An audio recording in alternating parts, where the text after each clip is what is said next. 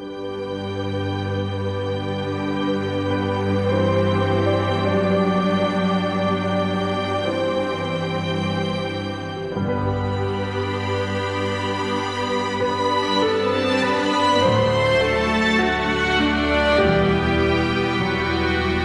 chers amis, il y a 15 jours, nous fêtions la résurrection du Sauveur des hommes.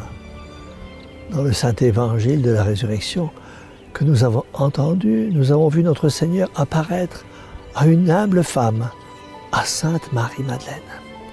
J'ai pensé que la vie de Sainte Marie-Madeleine, méditée ce jour ensemble, serait source de grâce pour nos âmes, exprimerait pour nos cœurs inquiets l'amour et la miséricorde infinie du cœur de Jésus pour les pécheurs que nous sommes. Sainte Marie-Madeleine est un modèle de retour à Dieu. Elle était pécheresse et même pécheresse publique et scandaleuse. Et quand elle sort de la salle du festin, Jésus, qui voit le fond des consciences et dont la bouche ne dit que la vérité, lui déclare « Tes péchés te sont remis, va en paix ». Mes amis, que s'est-il donc passé ? Il s'est passé tout simplement une conversion. Celle qui fuyait Dieu est revenue à Dieu. Sainte Marie-Madeleine nous montre le chemin du retour à Dieu, même si nos péchés sont rouges comme le sang. Jésus, miséricorde infinie, est toujours là. Il nous attend, il nous aime, il veut notre conversion. Un jour, aux alentours de son château de Magdala, sur la rive occidentale du lac de Tibériade, elle entend un bruit inaccoutumé, un bruit de foule, une multitude de gens qui se déplacent. Elle se demande ce qui arrive. On lui répond, c'est Jésus de Nazareth qui passe. Et la voilà qui part, poussée par sa curiosité. Mais elle ne peut s'empêcher d'entendre les enseignements de Jésus. Que sert l'homme de gagner l'univers s'il vient à perdre son âme ? Soyez sur vos gardes, car vous ne connaissez ni le jour ni l'heure. Je ne suis pas venu appeler les justes, mais les pécheurs. Il y aura plus de joie dans le ciel pour un seul pécheur qui fait pénitence que pour 99 justes qui n'ont pas besoin de pénitence. Mon fils, tes péchés te sont remis. Et puis, elle entend encore la parabole de l'enfant prodigue, de la brebis égarée, et tant d'autres qui bouleversent son cœur. C'étaient les appels de Dieu à la conversion. Elle rentre toute bouleversée, consciente de sa misère, confiante en la bonté, en la puissance de Jésus. Elle ne résiste pas à la grâce, comme nous le faisons trop souvent, mes chers amis. Mais elle court à son médecin pour demander la plénitude de sa guérison. Elle n'entend pas, elle n'attend pas. Elle veut se convertir. Aujourd'hui, mes amis, il y a tant d'âmes qui veulent se convertir, qui se savent en danger de perdre leur âme.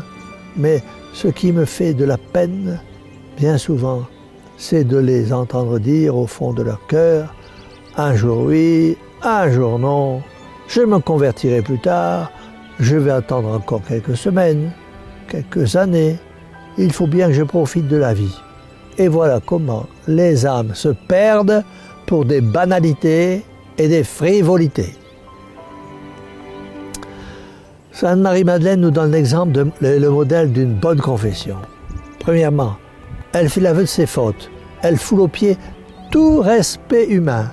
Elle s'avance vers Jésus, mais n'est déjà plus la courtisane. Orgueilleuse, c'est la pénitente qui s'expose aux railleries et aux moqueries pour l'aveu public de son changement de conduite. Deuxièmement, elle nous montre la contrition. Tout son comportement nous montre un véritable regret de ses péchés. Elle pleure abondamment. Elle parfume les pieds du Seigneur avec humilité. Elle les essuie de ses cheveux. Elle est sincère. Elle souffre dans son cœur. Elle aime le Seigneur. Elle a la contrition. C'est pourquoi elle mérite de recevoir l'absolution de Jésus-Christ lui-même. Tes péchés te sont remis parce que tu as montré beaucoup d'amour. Après ce passage extraordinaire de sa conversion, qui doit nous inciter à faire de même, Elle nous montre un modèle de persévérance. Car ce n'est pas tout de se convertir, mes amis, de changer de vie. Il faut persévérer. De Marie-Madeleine qui scandalisait Tibériade et Capharnaüm, il ne reste plus rien. Admise à la suite de notre Seigneur et dans son amitié, elle n'eut plus d'autre souci que de mériter de plus en plus cette amitié divine par sa fidélité aux inspirations de la grâce, par sa grande pureté et sa grande humilité. Dans le Saint-Évangile, il est encore question d'elle 4 fois. Il est dit qu'elle a choisi la meilleure part. Saint Marc écrit, partout où l'Évangile sera prêché, on racontera à sa gloire ce qu'elle a fait. Saint Jean nous dit qu'elle était au pied de la croix. Saint Marc et Saint Jean nous rapportent que Jésus, ressuscité, lui apparaît en premier. Tout cela nous prouve sa fidélité, une fidélité qui nous assure qu'après sa conversion, elle avait vraiment changé de vie. Elle acheva sa vie dans la pénitence à la Sainte-Baume, dans le midi de la France. Pendant 30 ans, vrai modèle de pénitence et de sainteté. C'est pourquoi, mes chers amis, personne d'entre nous ne peut dire qu'il n'a pas les moyens de se convertir, car Jésus donne sa grâce à chacun. Sainte Marie-Madeleine vécut près de Jésus, mais elle vécut aussi en la compagnie de la mère de Jésus.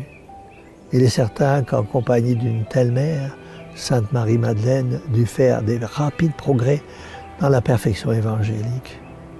Alors, mes amis, nous avons tous plus ou moins besoin de nous convertir. Nous avons tous des défauts, des péchés qui meurtrissent le cœur de Jésus et qui bien souvent font souffrir ceux avec qui nous vivons. Prenons donc aujourd'hui la résolution de prendre le chemin de la conversion. À l'exemple de Sainte Marie-Madeleine, souvenons-nous de ces paroles de Jésus. Que sert à l'homme de gagner l'univers s'il vient à perdre son âme? C'est pourquoi nous allons dire à notre Mère du ciel qui nous aime tant et qui veut notre conversion, Mère au cœur douloureux et immaculé, sauvez-nous. Et que la bénédiction du Dieu Tout-Puissant, Père, Fils et Saint-Esprit, descende sur vous tous et y demeure à jamais. Ainsi soit-il.